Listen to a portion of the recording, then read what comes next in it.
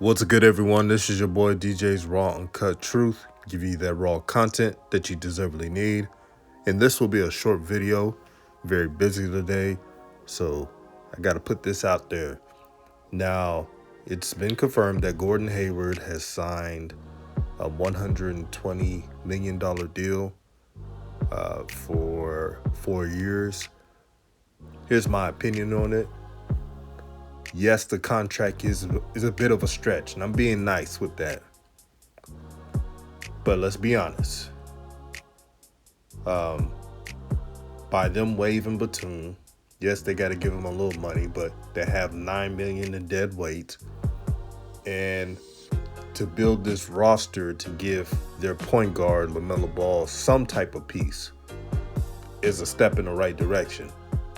No, Gordon Hayward is not a superstar. He's not KD or any of these players.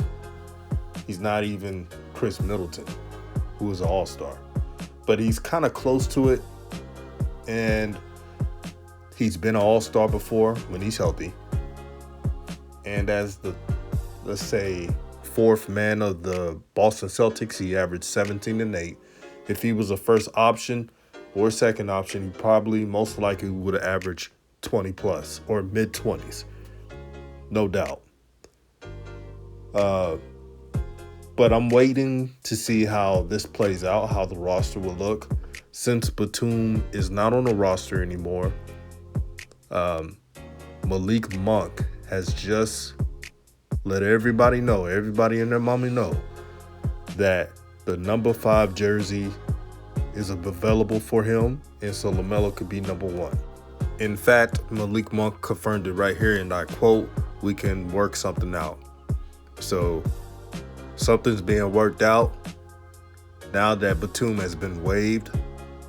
To be honest, they could have had another trade partner to lessen that contract that Batum has. But, there probably wasn't any suitors. And other teams were waiting on Batum to be released instead of just traded. But in all be all, I'm sure Malik Monk's going to get that bag now. He's going to get some dough for that jersey, some money. Because he knows that number 1 jersey costs a lot of money. And LaMelo and his team is willing to do anything possible to get it into their hands. He's very well aware of it. He was just wanting Batum to get that, for Batum to leave so he could get that number 5 jersey. Remember, Malik Monk has been number 5 throughout his career. And the reason why he didn't get number 5 is Batum was on that roster. So Batum wouldn't let Malik Monk get the 5 jersey. So it was never personal. Anyone who pays attention to the basketball scene in AAU knows that the Ball brothers are cool with Malik Monk and De'Aaron Fox and those guys. Bam Adebayo, they're pretty much cool with each other in that 2016 high school class of Lonzos. So it was never personal. It was just to work out the kinks so he could get his favorite jersey. I'm telling you right now, number 1 was never Malik Monk's favorite jersey. That was just an alternate because he couldn't get 5 because Batum wouldn't let him get that 5 number. So I'm glad everything worked out. And, man, the Charlotte Hornets about to make some bank with that jersey. If I'm the Charlotte Hornets, I'm telling LaMelo I'm making another jersey tour, and I'm taking a bunch of flicks. Yes, this is late, but these are the things that it just had. Hey, these things happen. So promote that number 1 jersey as much as you can.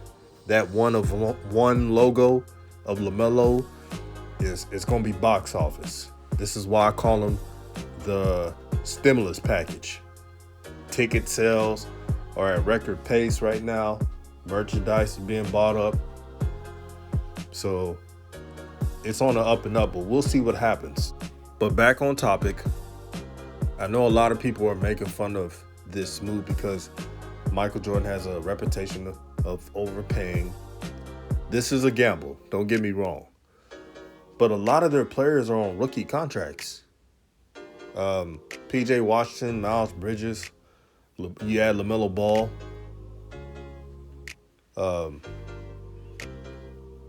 Graham is still on his rookie contract. Remember, he got drafted in 2018. So there's things that people are not talking about. And we're over-exaggerating the whole thing. I think Mitch Kupchak is advising Jordan, hey, this is only 4 years. When Gordon's contract is up in 4 years, LaMelo's contract will be up in front. This is what people don't talk about.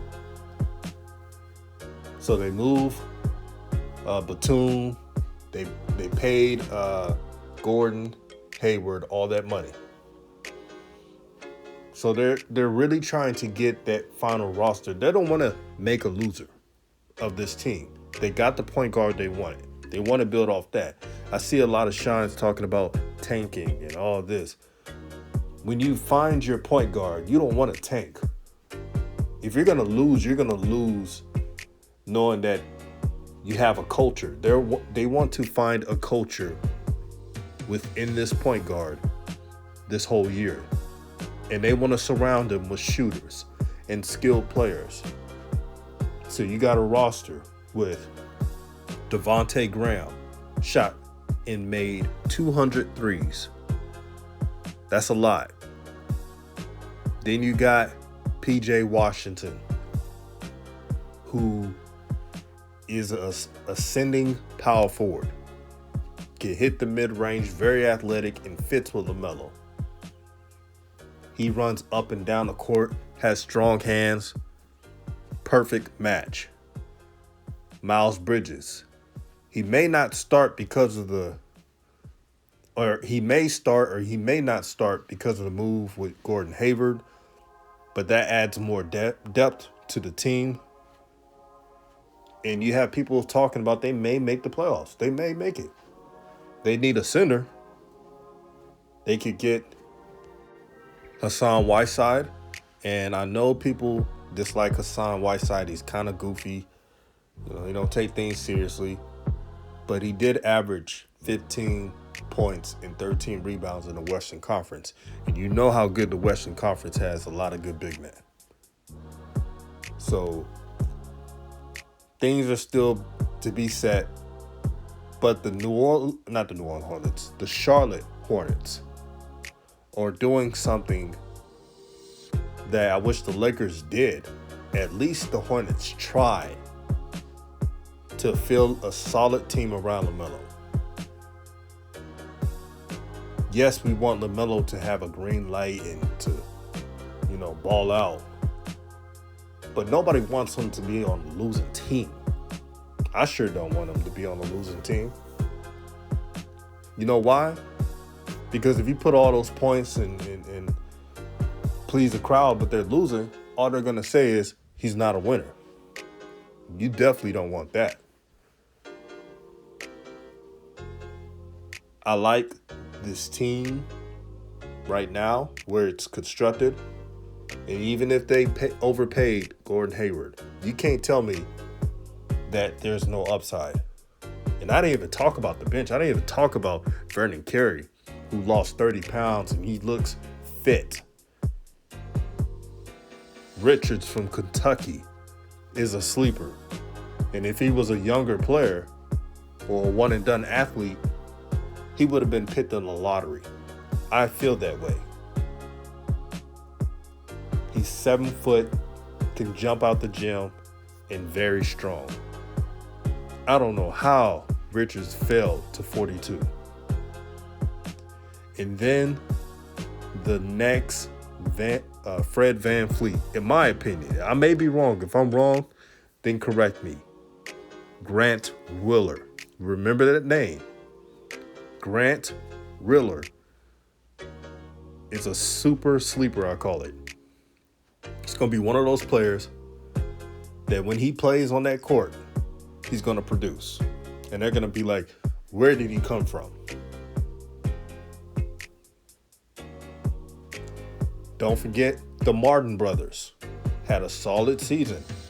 They don't stuff the stat sheet. You know that they're not stat stuffers, but they're versatile wings, and they can defend and they can shoot. This is LaMelo Ball's teammates and the roster that's constructed. We can all talk about Jordan and how he has never won anything as being an owner, but you got to see what Mitch Kupchak is trying to do. And if they could just shore up that 5 position, if they could get a center, then they're set. If they could get a Boogie Cousins at a good contract, I think that would be well. And now you're saying that Boogie Cousins had an injury, and I get it. But do you mean to tell me if you could get him in a good contract with a full year healed up, you mean he can't produce in the East? Come on now. Either Boogie Cousins, Hassan Whiteside. I'll tell you, that's a good roster. I don't care what anyone says.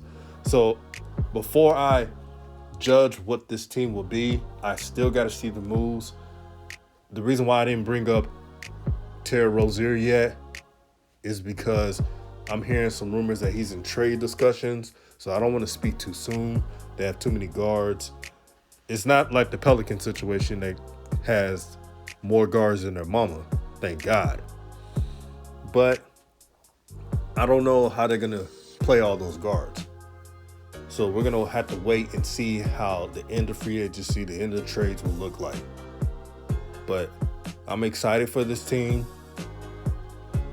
Just listening to the head coach where he was talking about ball movement and that he doesn't want people standing around was music to my ears. And the fact that he wants to unlock LaMelo's potential. He kept talking about LaMelo's potential and said that it's his job to unleash his potential. But it's also LaMelo's job to buy in, which he will do. That was music to my ears. So don't overreact. Don't fall for these shines talking about, oh, he should have played for a different team. Wait. Just like the Malik Monk situation. People were complaining, going to his page saying he better give away his number. And I told people, chill out. Wait for the platoon, wave, or trade. And I was right. So just keeping it real with y'all. Subscribe to the channel, like, share. All praise to the Most High.